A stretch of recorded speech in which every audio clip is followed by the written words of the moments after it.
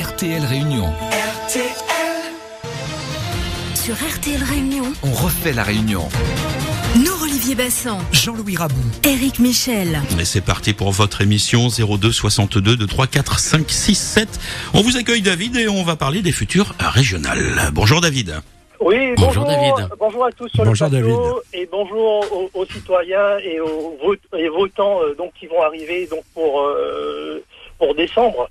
Ce que je veux dire, c'est que la saison des enfumages du citoyen va reprendre de plus belle, parce que donc nos amis politiciens de carrière vont faire tout pour pouvoir donc continuer à avoir donc leur poste, et ils sont prêts à faire des coalitions contre nature pour des raisons alimentaires.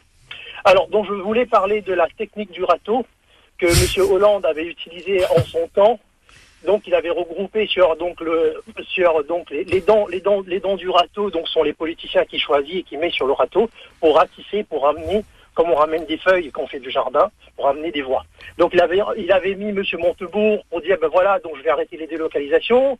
Il a mis M. Valls, qui est à la droite de l'UMP. Donc, lui-même, il a dit, il allait se battre contre l'Europe.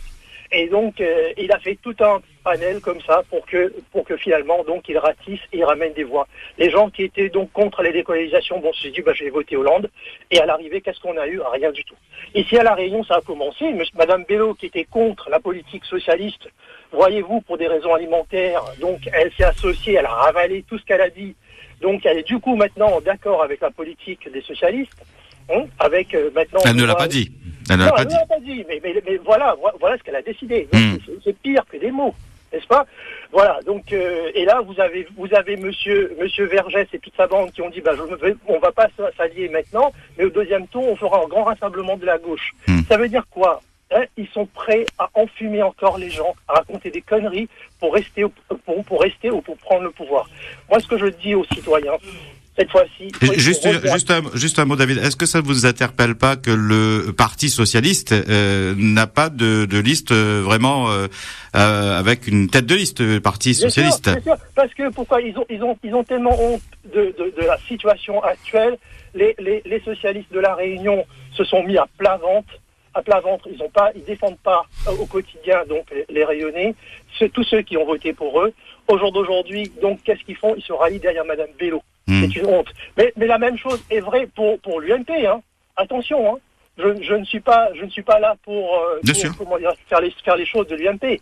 Alors moi, ce que je conseille aux citoyens, c'est de bien regarder, puisque l'enfumage, le roulage dans la farine, donc ça maintenant on est bien conscient de ça.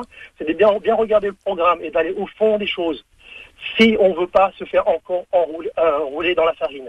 Jean-Louis Rabou souhaite intervenir tout de suite, David, 2 secondes. Oui. Non, juste pour dire que je suis d'accord avec David, il faut pas oublier la droite, où aussi on s'est pratiqué la tactique du râteau, on ratisse du centre jusqu'à l'extrême droite.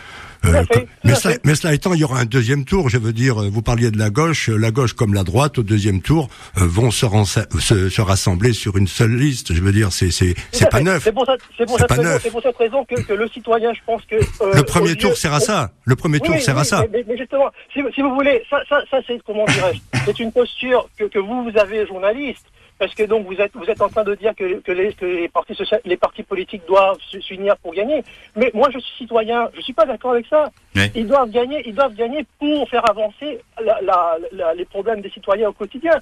Moi je m'en fous des partis politiques. Ce que je veux, c'est qu'au quotidien, que mon quotidien soit meilleur.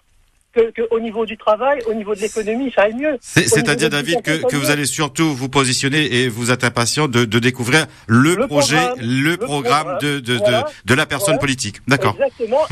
Non seulement ça, le programme, ça suffit pas. Il faut qu'ils aient une charte qu'ils définissent avant, qu'on puisse lire. Et après, il faut qu'ils nous expliquent par A plus B comment est-ce que ça va marcher et quels sont les risques. Parce que nous sommes adultes, on peut comprendre. Olivier Bassan souhaite également intervenir. D'abord, merci David pour ces propos. Je pense que vous dites tout haut ce que beaucoup pensent tout bas. On a beaucoup de résistants ou comment est-ce qu'on appelle ça, d'indignés à la petite semaine.